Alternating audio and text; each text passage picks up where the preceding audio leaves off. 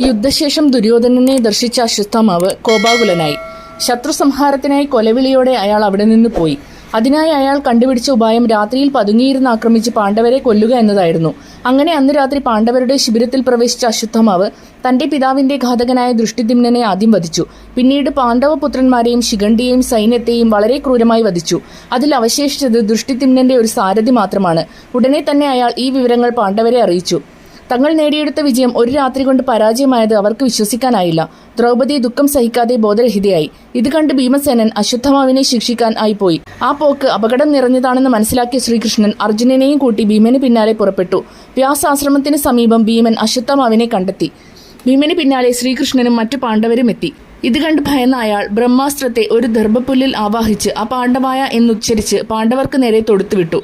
അത് കണ്ട് ശ്രീകൃഷ്ണന്റെ നിർദ്ദേശപ്രകാരം അതേ അസ്ത്രം തന്നെ അർജുനൻ അശ്വത്ഥാമാവിന്റെ അസ്ത്രത്തിനെതിരായി തൊടുത്തുവിട്ടു. അസ്ത്രം കൊണ്ട് അടങ്ങട്ടെ, ആചാര്യപുത്രനും തങ്ങൾക്കും സ്വസ്തി എന്നുച്ചരിച്ചാണ് അസ്ത്രം പ്രയോഗിച്ചത്. അപ്പോൾ പ്രകൃതിയിൽ അനേകം ദുർനിമിത്തങ്ങൾ ഉണ്ടായി. നക്ഷത്രങ്ങൾ പോലും കുലുങ്ങി.